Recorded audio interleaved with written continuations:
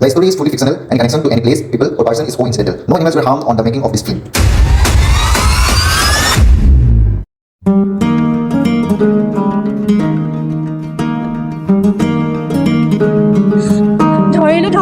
ধৰিলো ইস গুচি গ'ল পাই ঐ কলে গ'লি ঐ তহঁতৰ নিচিনা মোৰো যদি পাখি হ'লহেঁতেন ময়ো তহঁতৰ লগত গ'লো হয়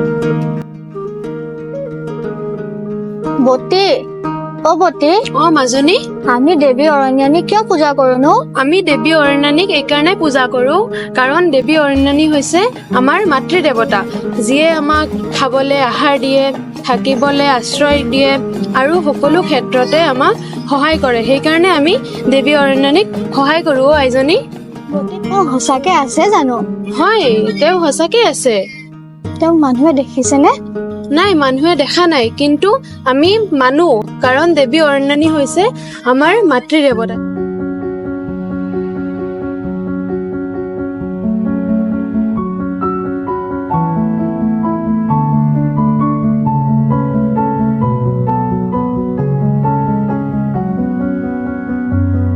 অমলান তুমি সদায় সদায় এই অৰণ্যলৈ চাই কি দেখি থাকা মই প্ৰেমত পৰিছো জানা কাৰ মোৰ নে নহয় সেই অৰণ্যানী কিমান সুন্দৰ এই প্ৰকৃতি চোৱাচোন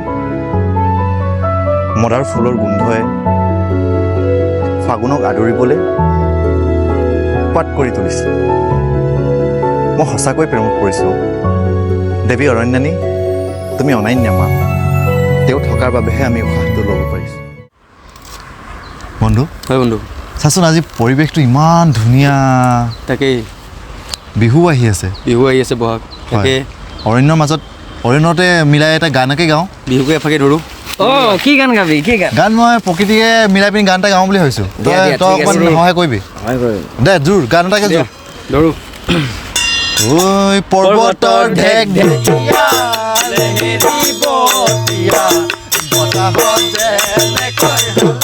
কাজিৰঙাৰ গভীৰ অৰণ্যৰ কাষৰীয়া এখন গাঁও নাম বৰজুৰি পৃথিৱীৰ অত্যাধুনিকতাই নোচোৱা এই বৰজুৰি গাঁৱৰ সৰ্বসাধাৰণ আৰু নিভাঁজ লোকসকলে আজিও বিশ্বাস কৰে যে গাঁওখনক আৱৰি থকা অৰণ্যখনত বাস কৰে তেওঁলোকৰ আৰাধ্য বনদেৱী অৰণ্যানী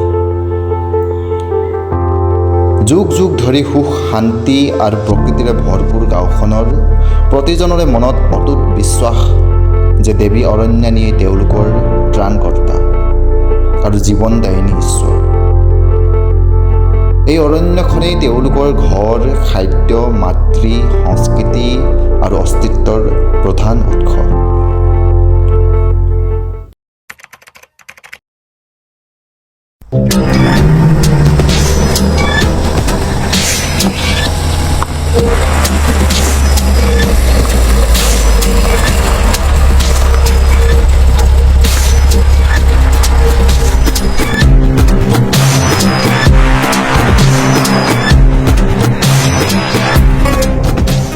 ভিজিটৰ কাৰণে আহিলোঁ দিয়ক আপোনাক কালি লগ কৰিম দিয়ক ঠিক আছে স্যার আহিলে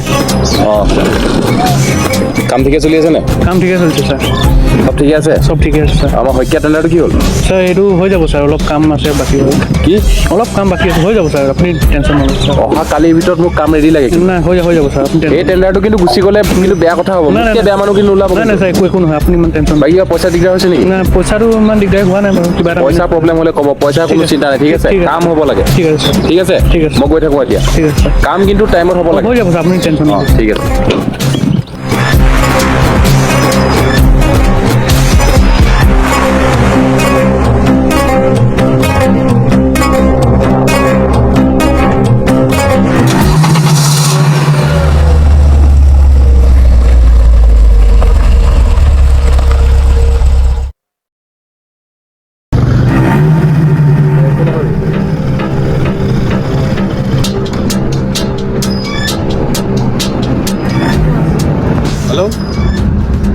হেল্ল' ছাৰ অঁ ছাৰ আপুনি হেৰি বনজুৰি গাঁৱৰ তাত মই গৈছিলোঁ বনজুৰি গাঁৱত তাত কথা পাতিলোঁ, কিন্তু তেহেঁতি নামানে ছাৰ। আৰু হেৰি তেহেঁতক ক'লোঁ মই কি বিক্ৰম চলিহা ছাৰে আপোনালোকক চৰকাৰী চাকৰি ব্যৱস্থা কৰি দিব, পইচা দিব, ফ্ৰী ইলেক্ট্ৰিচিটি দিব, কিন্তু একদম মানা নাই ছাৰ। এতিয়া মই পাৰা নাই, এইটো আপুনি এইটো টেকেল প্লিজ কাইণ্ডলি টেকেল কৰি দিয়ক। আৰে কিয় নহ'ব বে, কিয় নহ'ব? কামটো কিয় কৰিব পাৰে? কোনো কামৰ মানুহ নহয় তহঁতি। কিবা এটা কাম দিলে কৰিব নোৱাৰ কিয়? চৌৰি কথা নাহে, চৌৰি কথা নাহে। কিবা এটা কাম দিলে মানুহে কৰিব পাৰিব লাগে, গম পাইছ নে নাই? কাম নহ'লে পইচা ঢাল, ইমানে কথা। তই পাৰিবি নে নোৱাৰ সেইটো ক এতিয়া। ঠিক আছে ৰ, মই গৈ আছো মই গৈ আছো ৰ।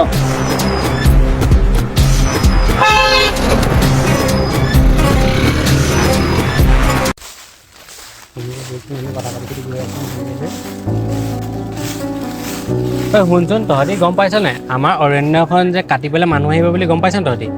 কথাটো মই শুনিছোঁ বাৰু। শুনিছ ন? শুনিছো, তই তাৰ বোলে কি কৰা যায় আমি?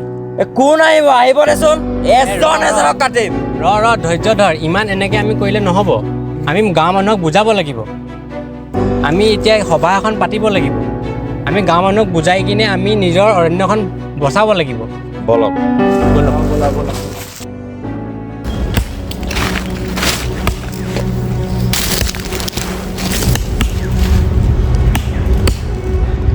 চাহ একাপ খালে হয় নেকি বাৰু?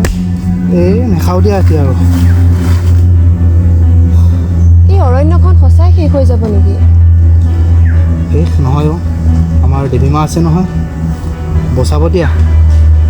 কিবা উপায় ওলাব দেৱীমাই।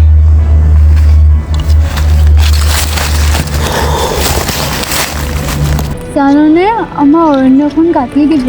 সঁচাইনে? এতিয়া আমি কলৈ যাম, কেনেকে থাকিম? একো নাই, মা দেউতা আছে ন, অন্নদেৱ আছে ন, তেতিয়া মাক বচাব।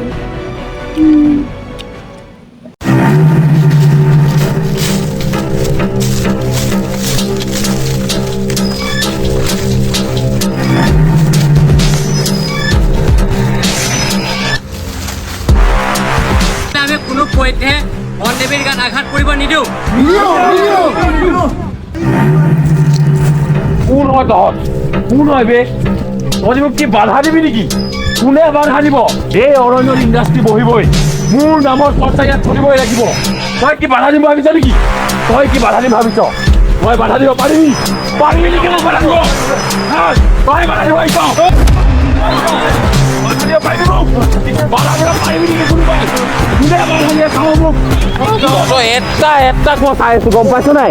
মোৰ আগত নাহিবি কিন্তু এটা কিনি পেলাম তহঁতৰ, চিনি পোৱা নাই।